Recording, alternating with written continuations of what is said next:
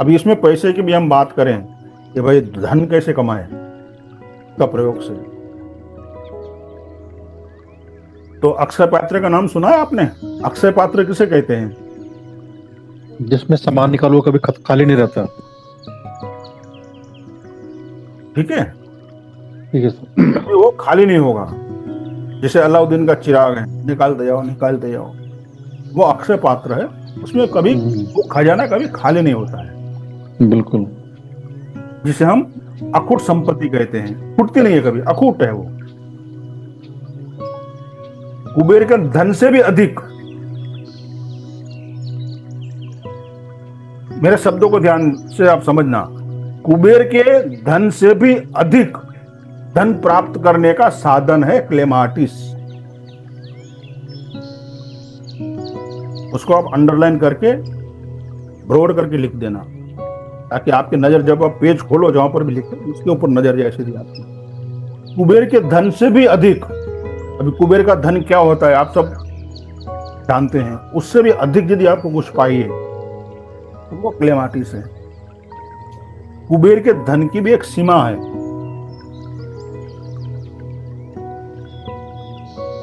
जबकि अनंत और अखुट धन की कोई सीमा नहीं होती। अखुट है ना, फूटता ही नहीं है, वो अनंत है, जैसा कोई अंत नहीं है,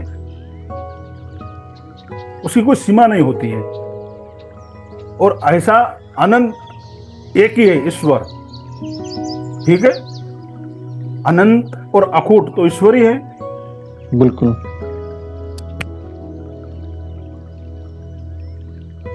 प्रकृति जो है उसकी उपज जो है वो अनंत है। प्रकृति हमें अनंत देती है, अखुट देती है। लेकिन मनुष्य अपनी बनाई हुई व्यवस्था से या उसके माध्यम से इसके विकास को वो रोक देता है, अपनी बाउंड्री बना लेता है। वो अपने दिमाग से उसको रोकने की कोशिश करता है, एक बाउंड्री बना के। अपनी ये सोचता है कि मेरी कैपेसिटी इतनी है, मैं इतना कर सकता हूं, मुझे ये चाहिए।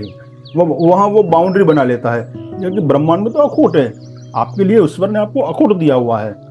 उसे किस तरह से पाना है वो समझना जरूरी है। तो हम जो क्या करते हैं, हम जो कमाते हैं उसी में खर्च करते हैं, और हमारी एक लिमिट बन जाती है। मैं तो इतना ही खर्च कर पाऊंगा क्योंकि मैं इतना कमा पाता हूँ। कोई 25,000 कमाएगा, कोई 50 कमाएगा, कोई लाख कमाएगा, कोई 5 लाख कमाएगा। जैसी जिसकी इनकम है वो हिसाब से वो एक दायरा बना लेता है कि मेरी आवक तो इतनी है, मैं इतना खर्च कर सकता हूं। और खर्चा भी उतना ही करेगा ना जितना आवक होगा, आय होगी उतनी खर्च करेगा, उससे ज्यादा वो हो नहीं सकता है। तो हम अपने लिमिट बांध लेते हैं यहाँ। आज जो मैं कह रहा हूं उसे अच्छी तरह से आप ध्यान से समझिएगा। 38 फूलों में से ये जो पुष्प है ना, ये बहुत ही इंपॉर्टेंट है। ये भी, बाकी भी थे मगर ये भी, इसको अच्छी तरह से आप ध्यान से समझें। ये हमें भौतिक जीवन और आध्यात्मिक जीवन में क्या फर्क है वो बताएगा आगे।